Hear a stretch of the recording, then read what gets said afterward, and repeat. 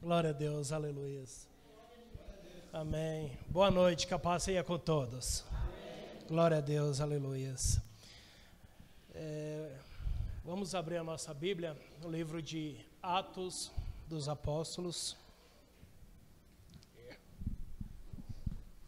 no capítulo de número 17, verso de número 16. Glória a Deus, aleluia. Atos dos Apóstolos, capítulo 17, verso 16. Amém?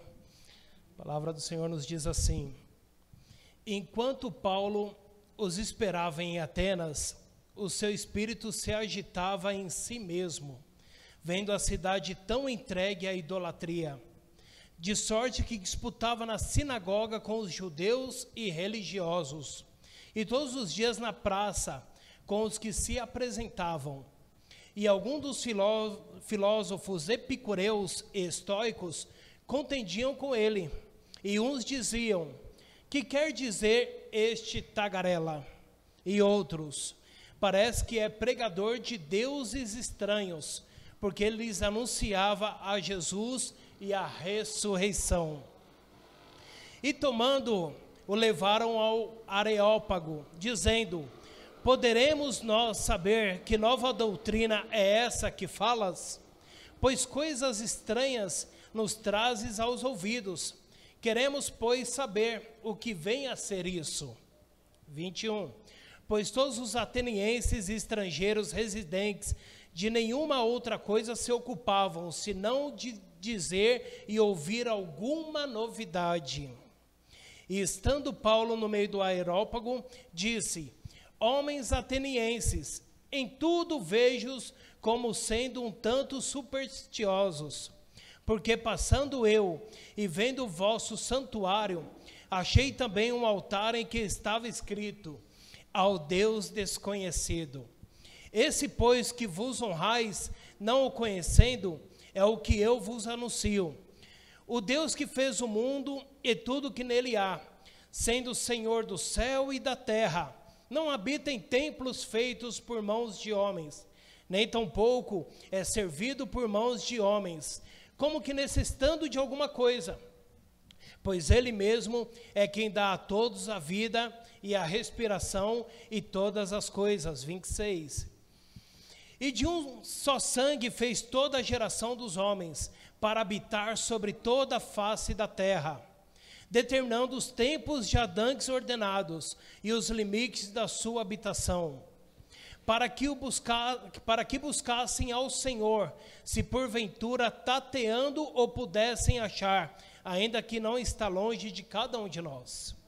Porque nele vivemos, e nele movemos, e existimos, como também alguns dos vossos poetas disseram, pois somos também sua geração.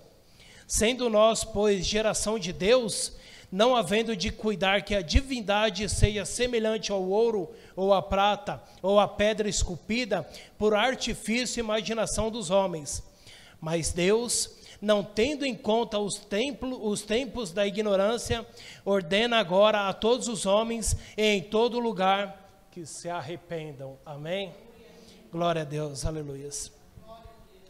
Aqui nós encontramos Paulo fazendo a sua segunda viagem missionária. Então ele saiu escorraçado de algumas cidades e chegou a se separar de Silas e Timóteo. Então Paulo caminha sozinho e chega até Atenas.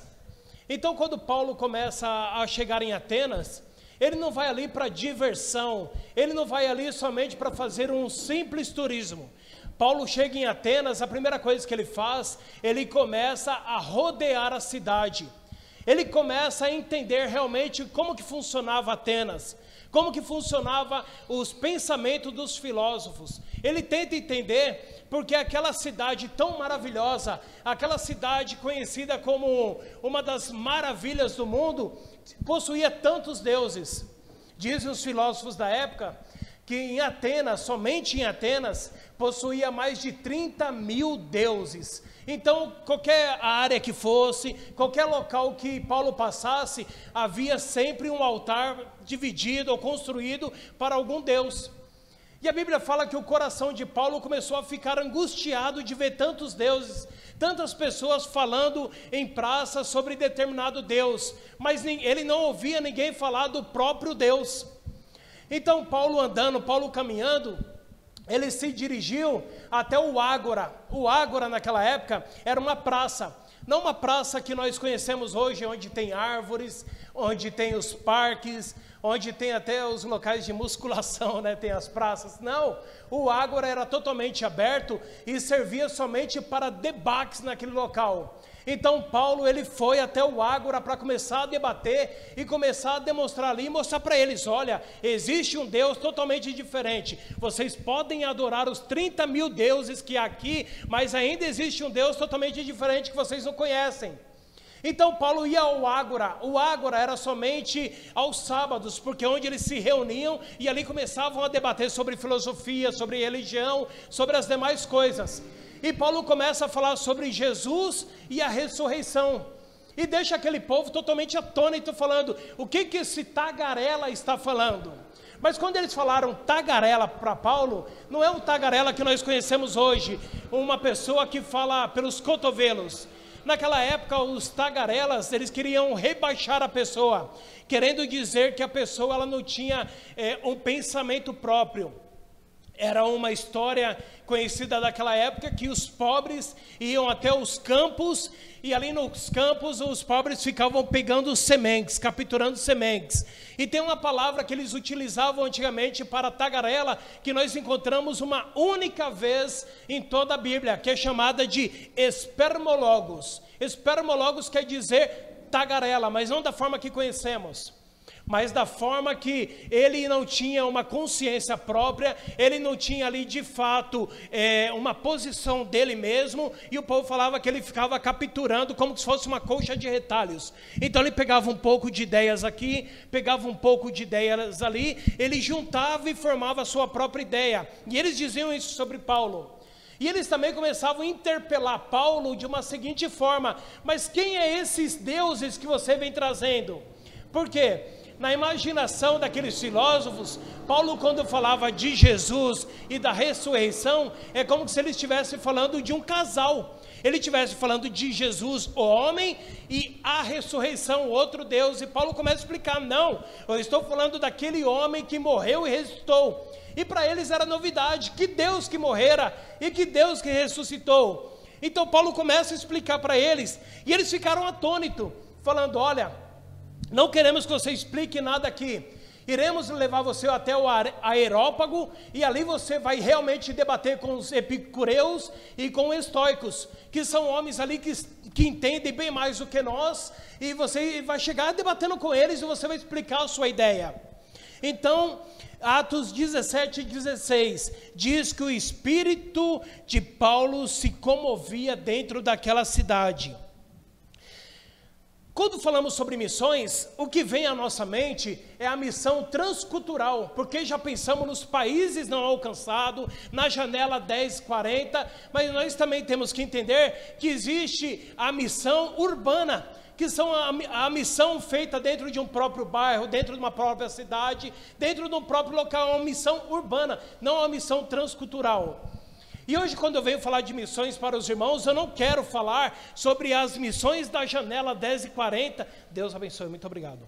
Eu não quero falar sobre a janela 1040, que os cristãos têm que sim que alcançar, que os cristãos têm que sair sim e levar a palavra diante do Senhor, que os cristãos sim têm que fazer o Senhor predominar naquele local. Mas eu quero trazer uma palavra para o nosso dia, eu quero trazer uma palavra para a nossa época, eu quero trazer uma palavra para a nossa geração, eu quero trazer uma palavra para o agora. Eu quero trazer uma palavra para São Miguel Paulista, eu quero trazer uma palavra para Guaianazes, Itaim, a nossa redondeza. Eu quero dizer que também existem missões em nosso meio, mas a igreja está tão preocupada em sair para ir para Disney fazer missões, para ir para Londres fazer missões, mas está esquecendo que ao lado da sua casa também você constitui missões. Então Paulo ele chega E começa a explicar.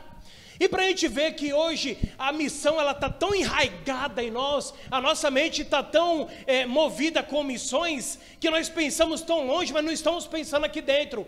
Eu trouxe uma estatística para os irmãos, para vocês notarem como que a missão ela tem que ser feita dentro da própria igreja. É difícil eu falar isso, é meio que chato eu falar isso, mas hoje muitos evangélicos estão na hora de conhecer e fazermos missões para esses evangélicos, que eles não conhecem a verdade, não conhecem o próprio Deus, estão ali alucinados com muitos contos de fada, muitos contos da carochinha, muitos ventos de doutrina entrando dentro das igrejas, e nós temos que levar a missão dentro da igreja, meu irmão. Nós temos que começar a evangelizar os próprios crentes. É feio falar isso, é feio, mas precisamos fazer isso. Então eu trouxe um dado aqui, muito interessante para a gente analisar como que está a igreja atual. E essa pesquisa ela foi feita pela FTSA, que é a Faculdade Teológica Sul-Americana, em parceria com a CEPAL, que é Servindo Pastores e Líderes, e a AMTB, Associação das Missões Transculturais Brasileiras.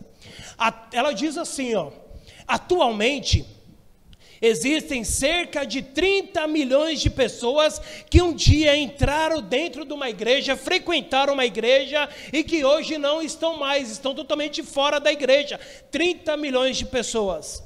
E essa pesquisa não só vai nisso, ela se estende um pouco mais. Ela diz assim, 60% a 70% dos desviados, vamos falar daquelas pessoas que deixaram de seguir a Cristo dentro da igreja, aquelas pessoas que saíram, não querem mais saber de Cristo, estão machucadas por alguma coisa, que não querem mais saber do Evangelho, de 60% a 70% dessas pessoas nunca receberam uma visita pastoral de líderes. Forte. De 30% a 40% receberam visita, chegaram os líderes até a visitá-lo, mas somente com 2 palavras, ou era uma cobrança, ou era uma condenação. Então nunca levaram uma palavra realmente de ânimo para essas pessoas. A cada 10 andarilhos, mendigos, 3 deles já frequentaram igrejas. 70% do corpo carcerário são formados por filhos ou netos de crente. Outro dado que não está aqui, mas quando eu fui com o pastor Joaquim, o pastor Sidney, na Rádio Vida, e o Cláudio falou que o crente atualmente, ao mês, ele lê apenas 40 minutos de Bíblia, ao mês. É pouca coisa, o crente não tem lido a Bíblia. Então são dados alarmantes. Quando nós vamos falar sobre missões, está na hora de cairmos um pouco a ficha e ver que do nosso lado tem uma pessoa que está precisando ser evangelizada, tem uma pessoa que está precisando ouvir de Cristo, tem pessoas que estão ao nosso lado que não conhecem a Cristo, conhecem todo tipo de doutrina que a igreja fica enraizando na mente, mas não conhece a Cristo. E Paulo se encontrava, meus irmãos, também desse jeito, porque quando Paulo estava no Ágora, existiam ali pessoas que conheciam o judaísmo, pessoas que foram evangelizadas, mas pessoas que não falavam de Cristo naquele lugar, porque quando Paulo chega e começa a falar, o povo fica atônito falando, mas o que esse tagarela está falando? O que esse homem está falando, pregando 2 deuses? Então tinha pessoas ali, mas não falava de Cristo naquele local. Paulo veio trazendo Cristo para aquele local. Segundo, Atos 17:17, ele vai dizer assim para mim, só um momento, de sorte que disputava na sinagoga com os judeus, e todos os dias na praça com os que se apresentavam religiosos. Isso eu quero dizer algo, meus irmãos, a igreja ultimamente ela está deixando de evangelizar, a igreja está deixando de falar da palavra do Senhor, a igreja tem trocado a palavra por muitas coisas que não estão dentro da palavra, e nisso a igreja acaba fazendo proselitismo. O que é proselitismo? Quando eu pego uma pessoa, ensino tudo aquilo que eu sei, e eu gero mais um Geraldo. E isso é um prosélito, estou fazendo mais um prosélito, mais um mini Geraldo. Não sei se vocês pararam para analisar, mas Deus não quer mais mini Geraldo dentro da igreja. Mini Geraldo dá trabalho, mini Geraldo é chato, mini Geraldo não serve para o evangelho. Jesus está querendo o quê? Pessoas que são formadas, o caráter dele dentro delas. É isso que Jesus procura. Jesus não procura mais um proselitismo dentro das igrejas. Jesus procura aquele que vai ser evangelizado, aquele que vai ser discipulado e aqueles que realmente vão entender Cristo Jesus. É isso que eles procuram e é isso que eles têm que fazer dentro das igrejas. Então foi se gerado o proselitismo. O proselitismo nada mais é do que é isso, é uma pessoa que é apegada totalmente ao líder, uma pessoa que não tem uma opinião própria, uma pessoa que não lê a Bíblia, uma pessoa que não entende da palavra do Senhor, mas é uma pessoa que faz tudo aquilo que o líder fala. Ela não sabe se o líder realmente está falando algo que é bíblico. Se o meu líder falou, eu tenho que fazer isso. Se o meu líder falou, eu tenho que cumprir isso. Eu não vou pesquisar na Bíblia, eu não vou ser um bereano. Bereano é aquele que quando Paulo chegou, eles começaram a ler a Bíblia para ver se tudo que Paulo falava estava de acordo com a Bíblia. Hoje não existe bereanos. Hoje tudo que a grande maioria das pessoas, aquelas que são formadas como líderes de Moisés, eu costumo falar, porque elas precisam de um líder na vida delas. Elas não sabem uma decisão, elas não tomam uma decisão própria, elas ali não têm um pensamento próprio. Ela, quando vai ler a Bíblia, ela não tira por si só o que realmente tem na Bíblia, mas o que o líder fala ali, para ela, ponto e acabou, ponto final. Você não consegue mudar a mente dessa pessoa, ela está totalmente enraizada naquilo que o líder fala. Então o proselitismo está gerando isso, está gerando pessoas totalmente dependentes de líderes, e Cristo não quer isso, porque o próprio Cristo, quando veio para Pedro, falou: Pedro, a partir de hoje eu vou fazer o seguinte, cara, você vai vir após mim, eu vou fazer um evangelismo em você, e você vai me entoar canções, você vai fazer para mim grandes pregações. Não foi isso que Cristo falou. Cristo falou: a partir de hoje, Pedro, segue-me. A partir de hoje eu vou te ensinar o que é vida na vida. Eu vou te ensinar, eu vou me despir por completo, e ali você vai conhecer o verdadeiro eu, Pedro. Então segue-me. É isso que Cristo está falando. Você não vai ser aquilo que eu estou falando para você, mas você vai primeiramente me conhecer e ver tudo que eu faço, Pedro. É isso que Cristo está falando para a gente fazer. Não gerar proselitismo dentro da igreja. Pessoas que são totalmente apegadas a líderes, não. São pessoas que são totalmente apegadas a Cristo, que respiram Cristo, que se veste como Cristo, e as pessoas que pensam como Cristo.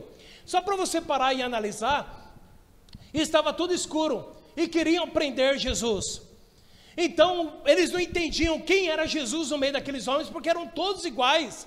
Eram todos iguais ali, todos se pareciam. Então Judas teve que vir e falar: olha, o Jesus é aquele que eu vou dar um beijo na face. Esse é o Jesus. Porque quem olhava de trás, de longe, falava: mas são todos iguais, todos se parecem. Isso sim é se parecer com Cristo. Não é você querer se parecer com o líder da sua denominação, o líder que você segue na internet, o seu líder do serviço. Não, você tem que seguir a Cristo e ser como Cristo.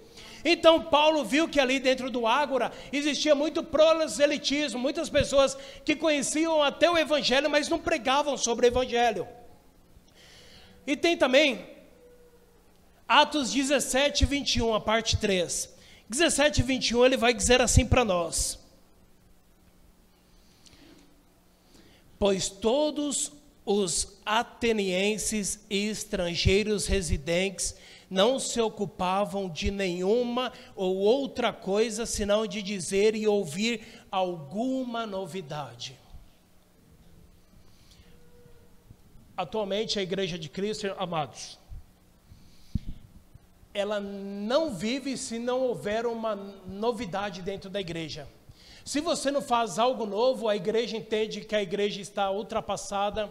Se você não fizer algo totalmente diferente, os membros vão falar: mas essa igreja é quadrada, porque a igreja do fulano faz tal coisa, mas essa igreja não faz. Ah, mas eu vi que a igreja lá fez tal coisa, e aqui o pastor Joaquim não quer fazer. Então o povo pensa hoje que a igreja está ultrapassada. Não, nós a IBA não vivemos de novidade que o mundo tem pregado. Nós vivemos da palavra, meus irmãos. É sobre a palavra que nós estamos aqui encalçados e queremos a palavra. Não importa o que vem dos Estados Unidos para ganhar muito muitas almas, não importa se estão fazendo tal evento, que está fazendo as coisas acontecerem, não queremos isso. Está dentro da palavra, seremos bereanos, está dentro da palavra, se tiver amém, se não tiver não serve para IBA.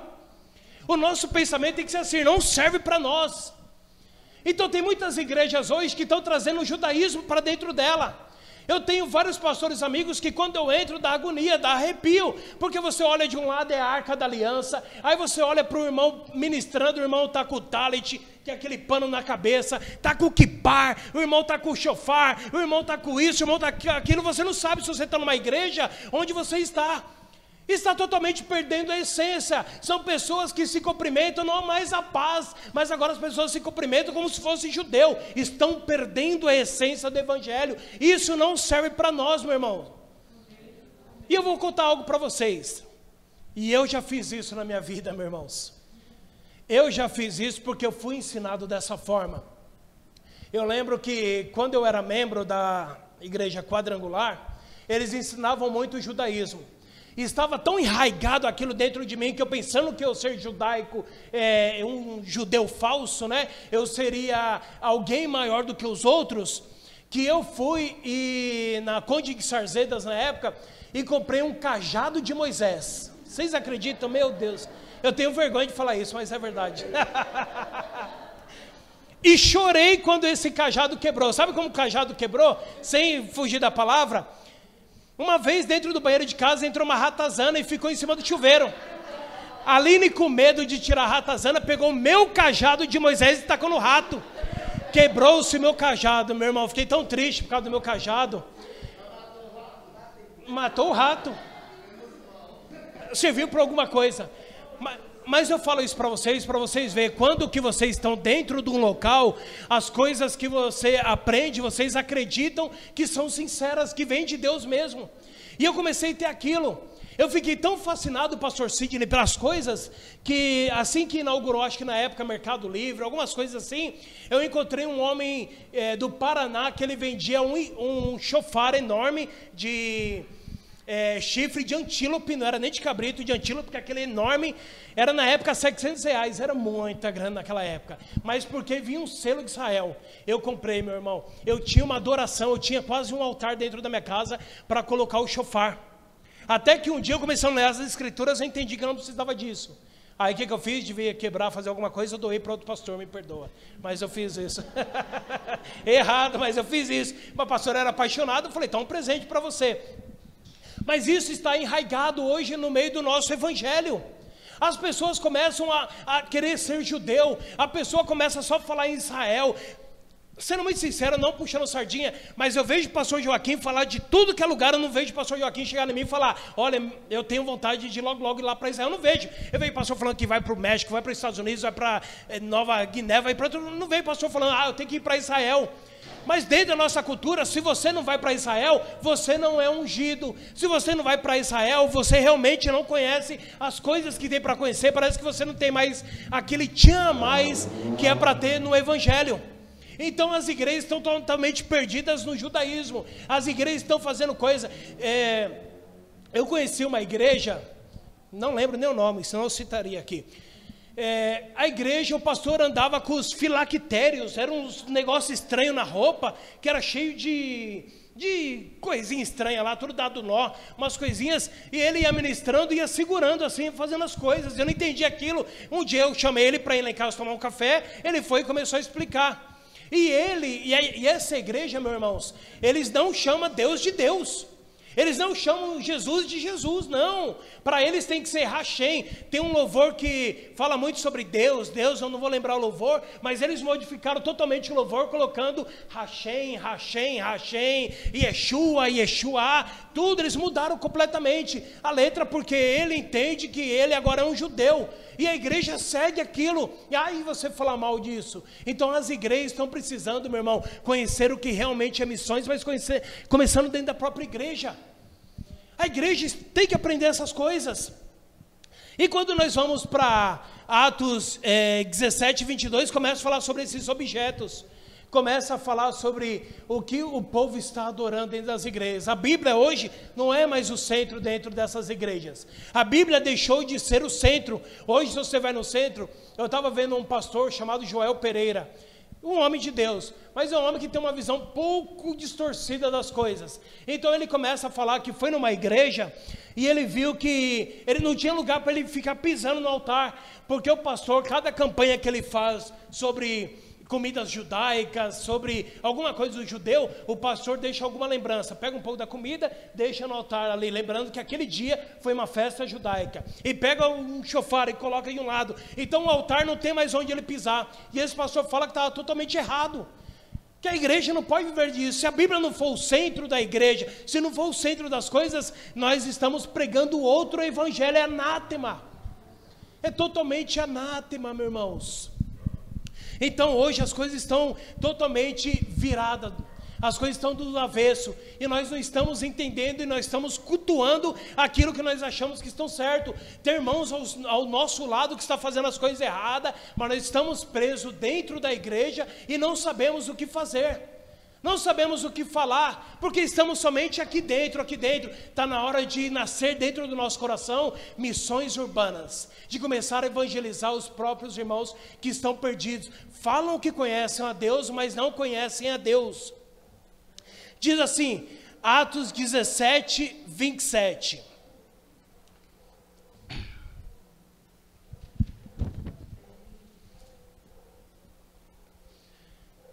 Para que buscassem ao Senhor, se porventura tateando o pudessem achar, ainda que não está longe de cada um de nós. Então Paulo, ele entra no Areópago, ele começa a falar. Lembra que eu falei de início que Paulo, ele não foi para fazer um turismo? Que Paulo foi ali para conhecer realmente os deuses, ele vê realmente os altares que estavam sendo levantados para os deuses. Paulo não era bobo, Paulo era missionário, era evangelista, era um homem sábio. Paulo, andando ali naquele meio, ele começa a analisar os deuses e acha uma lápide, acha uma placa, acha um altar meio que quebrado, dizendo ao Deus desconhecido. Então Paulo, quando vai interpelar com esses irmãos, Paulo começa a falar e começa a dizer assim para eles: olha, amados, eu venho aqui trazer um Deus que vocês não conhecem, mas andando aqui dentro de Atenas, eu vi um altar totalmente quebrado, um altar que estava escrito ao Deus desconhecido, e é sobre esse Deus que eu quero vos falar. Se nós lermos essa passagem completamente rápido, nós iremos passar despercebidos, nós só iremos ler ao Deus desconhecido.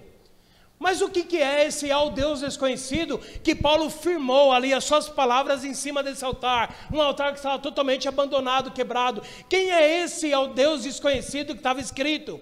Explico para vocês, é uma história contada em 600 anos antes de Cristo por Diógenes. Diógenes, ele chega contando uma história que em Atenas houve uma grande praga. E essa praga começou a matar muitas pessoas. Então os anciãos daquela época, os sacerdotes daquela época se reuniram. E eles começaram a indagar, mas como que essa praga ainda existe em nosso meio? E está matando tantas pessoas assim, se nós já oferecemos sacrifícios para os nossos 30 mil deuses. Não tem nenhum Deus que não tenha recebido sacrifício. Não tem nenhum Deus que não tivesse sido ofertado nada. Todos estão aqui cheios de ofertas, mas a praga não cessou. A praga ainda continua. Então algo está acontecendo. Então esses doutores, esses anciões que estavam ali se reunidos, eles falavam, mas existe algum Deus que nós não conhecemos, algum Deus que ainda trouxe ira para o meio do nosso povo, mas quem é esse Deus? Aí chamaram entre os anciões um homem chamado Nícias. Falaram: Nícias, o que falaram para você? O que disseram para você sobre a praga que está aqui? O que trouxe essa praga? Você pode nos dizer? E era um homem muito culto daquela época. E ele disse: olha, consultando aqui, fiquei sabendo que existe um homem que está em Creta, chamado Epimênides. Esse homem saberá quem é esse Deus que nós não sabemos, que pode apaziguar essa praga que está assolando totalmente Atenas. Então Nícias vai e busca Epimênides. Epimênides chega, ele ficou totalmente aterrorizado com tantos deuses que tinha ali em Atenas. Chegando no meio dos anciões, ele falou: olha, eu venho trazer um Deus aqui que é totalmente desconhecido para vocês, mas para que surja realmente efeito, eu vou precisar que vocês façam algo. E essa história, para os irmãos conhecerem um pouco melhor, está no livro chamado O Fator Melquisedeque. Bem no comecinho ele fala sobre essa história. E então Epimênides fala: olha, eu preciso que vocês tragam até a mim ovelhas de todas as cores. Eu quero que vocês tragam ovelhas negras e ovelhas brancas. Quero que vocês também tragam pedreiros, os pastores das ovelhas, e que os anciões também venham se reunir aqui. Quero que vocês tragam pedras e muitas argamassas. Então eu vou descansar, mas no outro dia, assim que amanhecer, eu quero as ovelhas, os pedreiros, eu quero os anciões, os pastores, tudo aqui assim que amanhecer. E foi feito. Pegaram as ovelhas, pegaram os pedreiros, a argamassa, a pedra, e falando: olha, Epimênides, está tudo aqui que você pediu. Agora eu quero que você faça o que é para fazer, para que essa praga venha se extinguir daqui. Não aguentamos mais ver o nosso povo morrendo. Então Epimênides falou: olha, eu pedi para vocês deixarem as ovelhas totalmente com fome, sem comer nada. Eu quero que vocês soltem as ovelhas nessa relva. Aquelas ovelhas que se ajoelharem, aquelas ovelhas que se assentarem ali, eu quero que o pastor venha seguindo de longe e fique ali próximo daquela ovelha onde se sentou.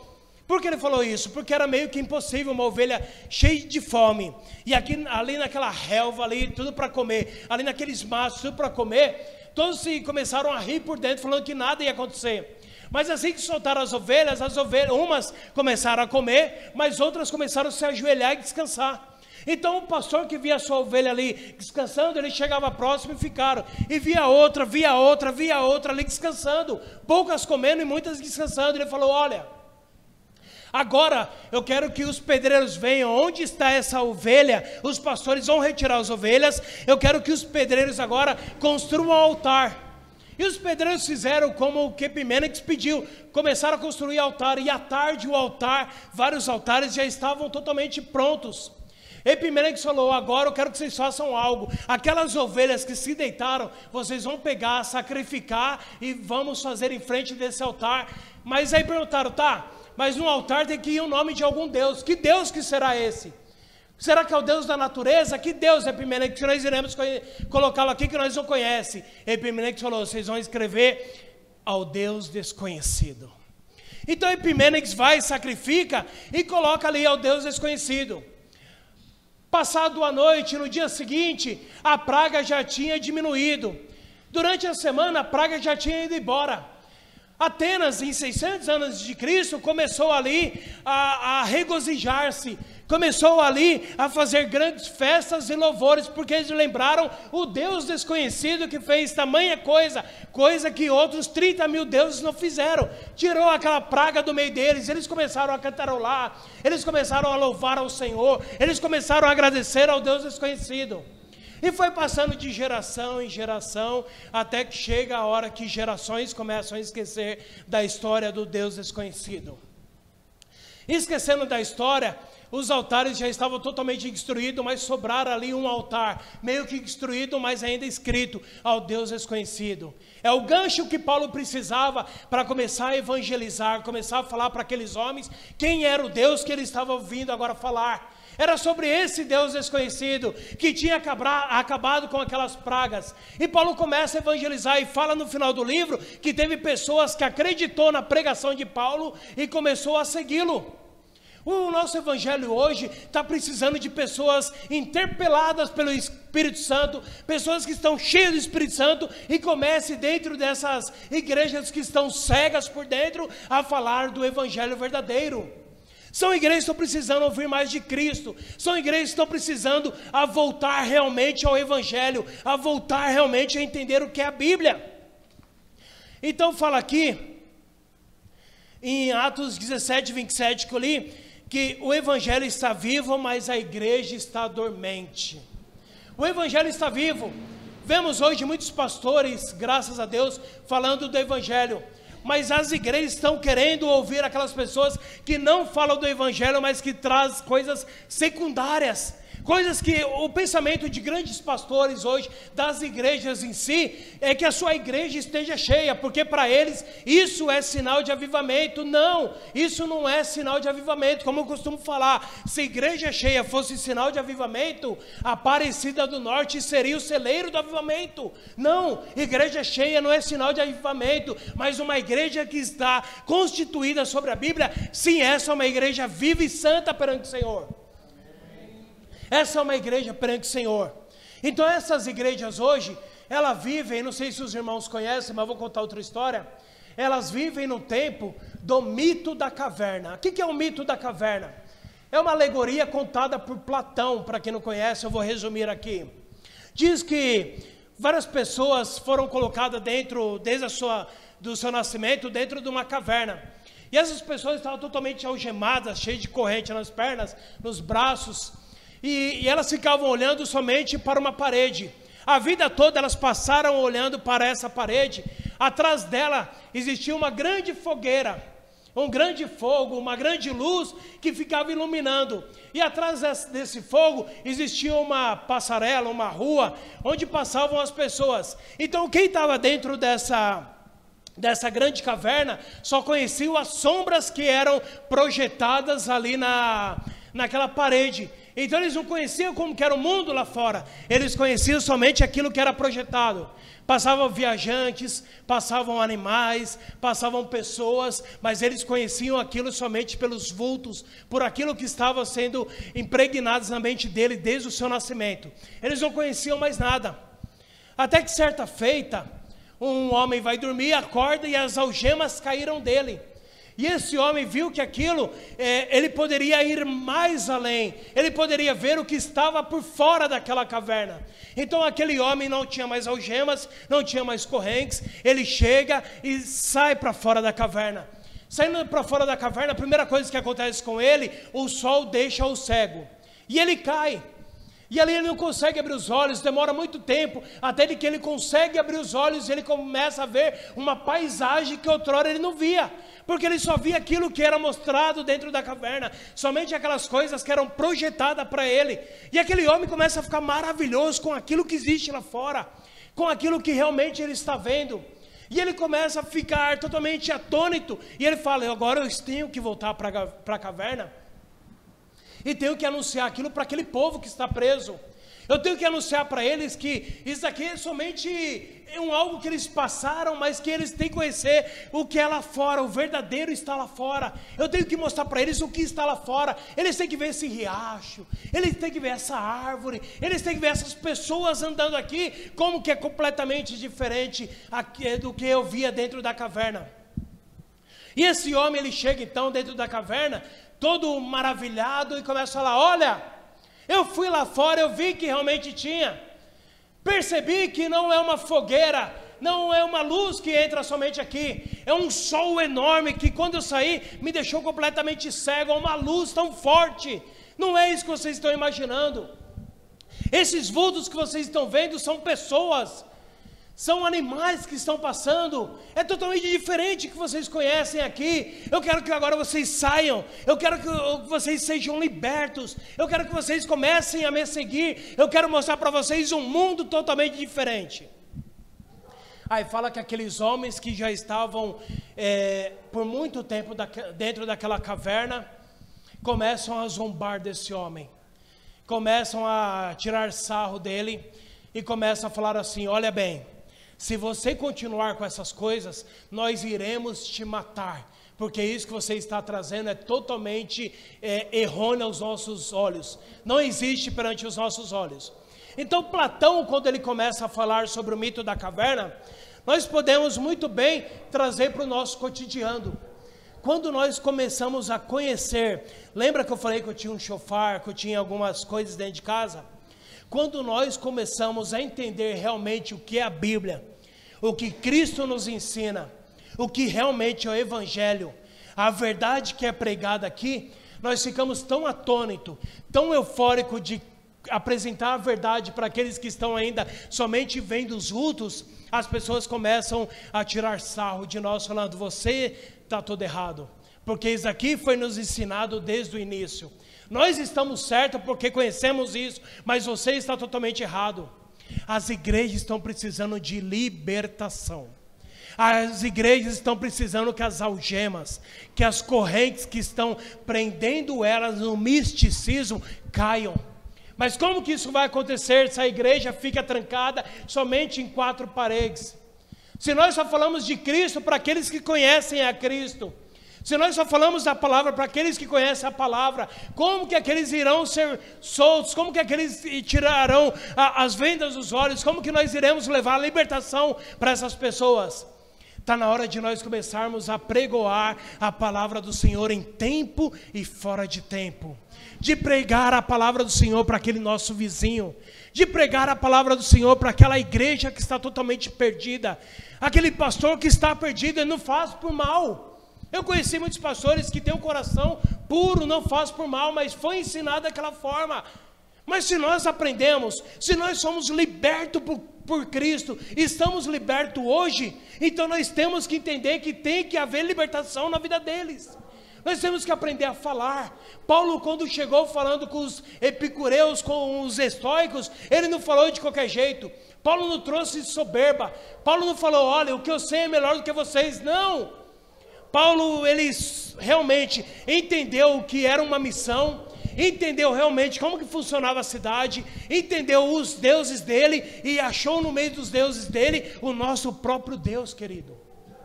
É mostrar para essas pessoas que existe um Deus maravilhoso, existe um Deus grande, existe um Deus que quer libertar, existe um Deus que quer trazer novidade, novas coisas, o Evangelho, trazer boas novas para o coração daqueles. E já que nós fomos libertos, nós seremos esses que temos que apregoar a palavra do Senhor. Já que nossos olhos foram abertos, é nós que temos que fazer essa missão. Já que o Senhor, Ele nos trouxe para cá, é nós que temos que começar a estender a nossa voz perante a sociedade. É nós não se curvarmos o que estão pregando hoje, mas nós se mantermos firme e forte na palavra do Senhor. É isso que traz libertação. É a palavra do Senhor que liberta, é a palavra do Senhor que salva, tudo vem da palavra. Por isso que temos que estudar, entender, compreender a palavra, deixar a palavra inculcada dentro da nossa mente. Nós temos que aprender mais sobre o Senhor. Atos 17, 30, diz assim: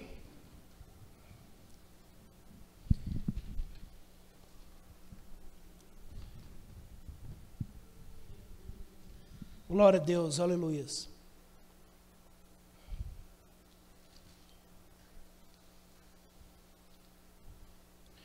Oh, 30. Me perdoe que essa Bíblia aqui eu peguei de um primo, irmãos. Só para vocês entenderem um pouco da demora. Fala, nossa, o pastor está falando que o povo tem que ler Bíblia, o pastor não está conseguindo achar a passagem. Não, não é isso.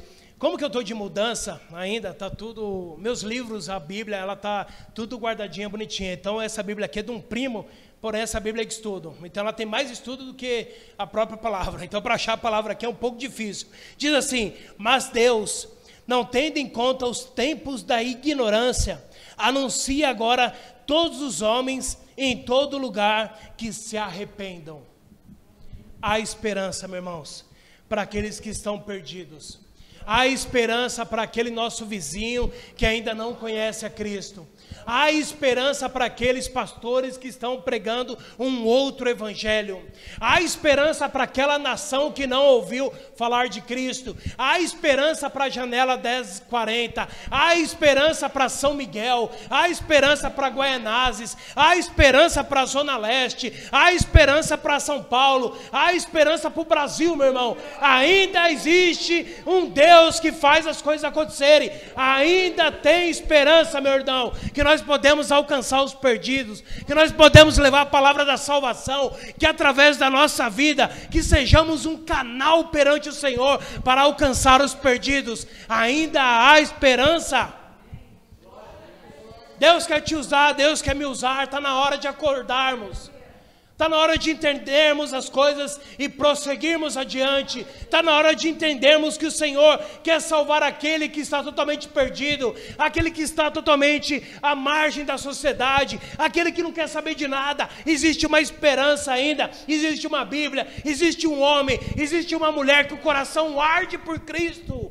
Somos nós, a igreja viva do Senhor, somos nós. Iba, é isso, querido, somos nós que temos que levar, é nós que temos que mostrar, falando, meu irmão, sai do meio dela que Deus não tem mais nada não, mas vem cá, meu irmão, vem cá que eu vou te mostrar um homem de Deus. Tem um pastor na igreja, pastor Joaquim, pastor Sidney, vem cá que eu vou te apresentar homens de Deus que vai mudar a sua visão, homens de Deus que vão pregar para você, homens de Deus que vão falar realmente o verdadeiro evangelho, homens de Deus que vão ensinar você no caminho certo para andar. Esqueça tudo isso que você aprendeu, 30 anos não aprendeu nada, mas a partir de agora, Deus restaura todas as coisas sobre sua vida, a partir da comunhão de você para com Deus. Deus quer restaurar, meus irmãos. Então a Bíblia começa a falar, arrepende-se, acordem, é um novo tempo, vamos levantar um grito, vamos levantar a nossa voz, vamos realmente mostrar a Cristo para as nações, não vamos pregar somente eu, mas vamos pregar Cristo crucificado, é Ele que nós temos que pregar.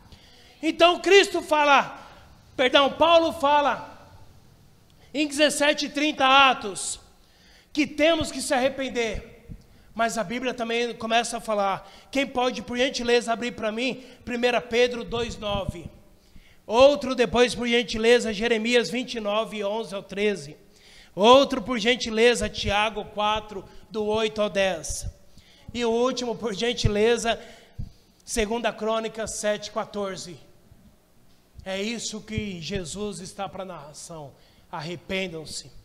1 Pedro 2,9, quem pode ler para mim, por gentileza?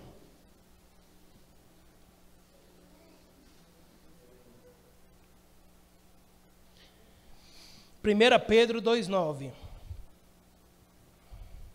Mas vós sois a geração eleita, o sacerdócio real, a nação santa, o povo adquirido, para que anuncieis as virtudes daquele que vos chamou das trevas para a sua maravilhosa luz. Para a sua maravilhosa luz, irmãos. É isso que é missão, meu irmão. Tirar a pessoa da treva e trazer para a sua maravilhosa luz. É isso que estamos querendo fazer. Tirar o povo das trevas, aqueles povos que estão totalmente cegos, aquele povo que conhecia somente vultos, e agora começar a conhecer realmente a Cristo Jesus. Jeremias 29, 11, nos diz assim: porque eu bem sei os pensamentos que tenho a vosso respeito, diz o Senhor, pensamentos de paz e não de mal, para vos dar o fim que desejais.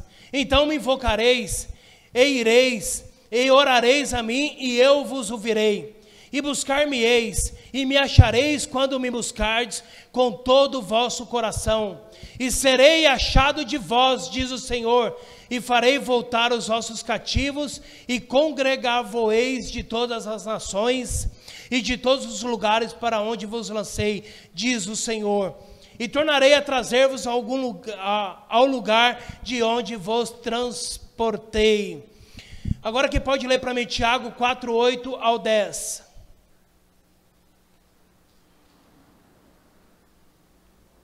Cheguem perto de Deus, e Ele chegará perto de vocês. Lavem as mãos, pecadores. Limpem o coração, hipócritas. Fiquem tristes, gritem e chorem.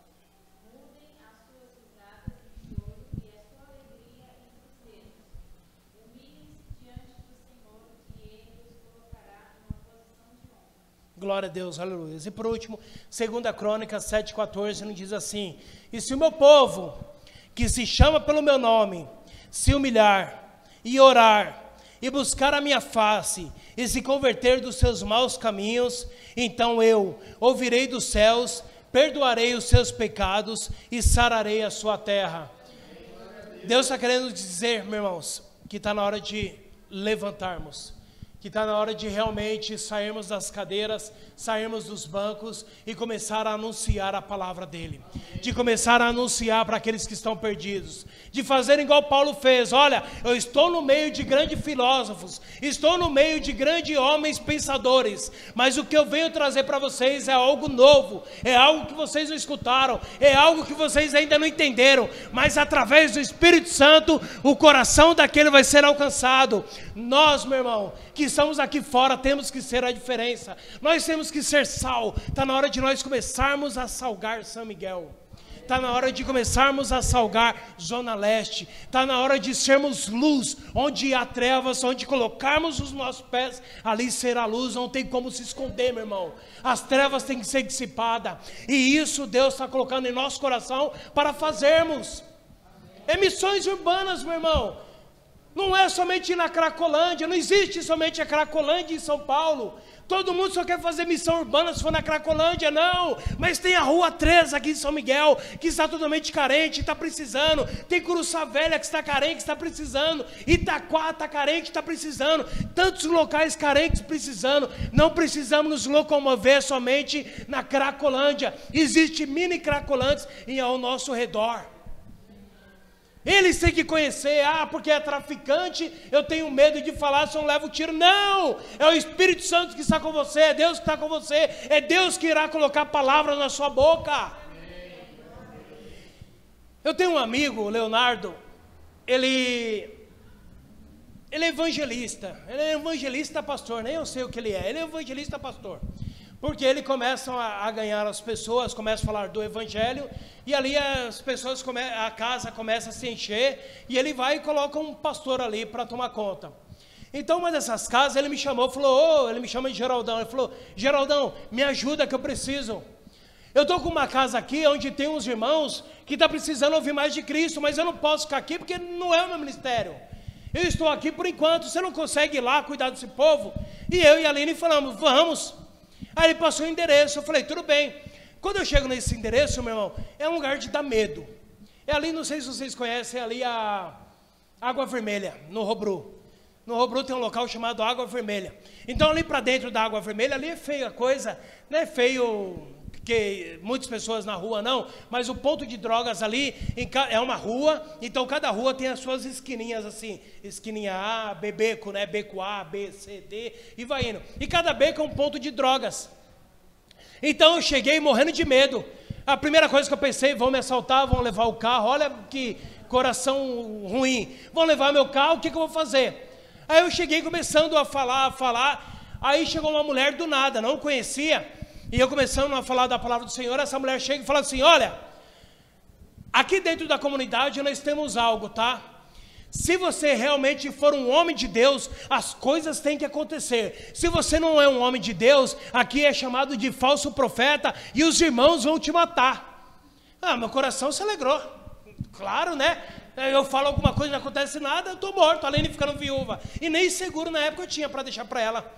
Aí eu falei, meu Deus do céu, e agora? Aí essa mulher, eu quero ouvir uma palavra. Aí chegou a Paula, chegou e falou, eu quero ouvir uma palavra. Eu falei, meu Deus do céu. Aí você começa a tremer, suar, falando, Senhor, o que eu vou falar para essa mulher? E tem que se cumprir, Senhor, porque se não se cumprir, eu não volto aqui no outro dia, não. E eu, ser morto, não. Eu falo para o Léo me cobrir. Olha aí o pensamento.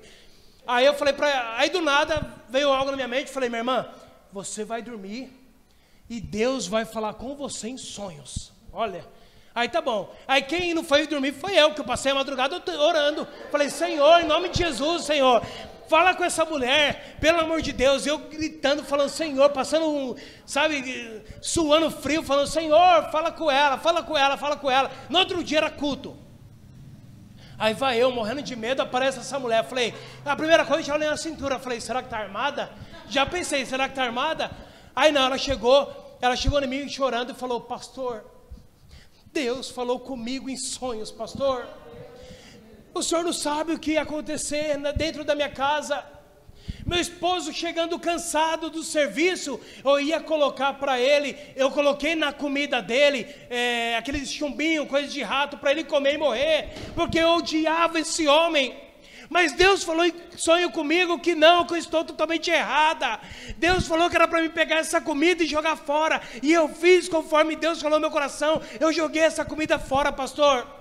E eu estou aqui porque eu quero aceitar a Cristo. É Deus que faz as coisas. Depois eu vim descobrir que essa mulher, a Paula, hoje ela está congregando, graças a Deus, mas ela era uma das integrantes do PCC, ela era chamada irmã, é chamada de, você lembra ali? Como? Cunhada. Então tem os irmãos, os homens, e as mulheres a cunhada. Então todo mundo naquele lugar tinha medo da mulher, e eu não sabia. Então eu falei para ela, mas é muito difícil eu vir à noite aqui com a Aline, né, que a Esté é pequena, é muito difícil. Ela falou, pastor, fica sossegado, a partir de hoje ninguém mexe com o Senhor. E é uma verdade, meus irmãos, porque um dia, aí uma irmã ao lado da casa sentiu no coração que ela tinha um salãozinho pequenininho, cabia umas 10 pessoas, né, Aline? Pouco ainda, 10 pessoas. E ela falou, pastor, eu quero que o senhor faça um culto aqui, dentro desse salão, meu filho está preso, hora que vai, eu sei que as coisas vão acontecer. Então o que acontece? Aí comecei a fazer o culto, mas chega um domingo naquele local que o funk estava estrondando, meus irmãos. Mas o funk estava estrondando de uma tal forma que eu entrei dentro da igreja e fiquei sentado. Aí os irmãos chegaram, começaram a ficar sentados. E eu olhando para a cara dos irmãos, falei, eu não sou louco de mandar parar o funk na frente da igreja. Eu não sou louco de fazer isso. Mas Deus vai trazer a provisão. Nem se for para o meio do funk, do nada surgiu um louvor que toque o coração desses irmãos, mas eles não vão sair daqui vazio não, porque nós não conseguíamos se comunicar e tão alto que estavam na frente da igreja. Por incrível que pareça, na hora que deu 18 horas, o horário de começar o culto, parou tudo, meu irmão. Parou tudo. Ai, glória a Deus. Não, meu irmão, é glória a Deus. Mas sabe o que aconteceu? O cara que toma conta ali da água vermelha, ele ficou sabendo o que aconteceu com a Paula, ele falou, olha, às 18 horas começa o culto aqui na igreja, eu não quero ninguém interrompendo, pode desligar o som e cada um para sua casa. Em 5 minutos, todos se dissiparam. Fizemos o culto, meu irmão. É falar da palavra, é deixar Deus agir nas coisas, meu irmão. Não é o nosso eu, não é o nosso ego levando as coisas, mas deixar o próprio Senhor fazer as coisas acontecerem. E aconteceu, muitas almas daquele local ali foram resgatadas, muitas almas saíram do tráfico, hoje estão congregando. Paulo e Sidney, graças a Deus, casamento restaurado. Tivemos o privilégio, Aline e eu, de fazermos o casamento deles. Quem restaurou foi o pastor Geraldo, que nada, eu não restauro nada, meu irmão, mas a Bíblia, a palavra do Senhor, ela tem poder para restaurar todas as coisas, ela tem poder para restaurar casamento, ela tem poder para restaurar tudo. Até aqueles que estão perdidos e cegos por esse mundo. Glória a Deus. Finalizando.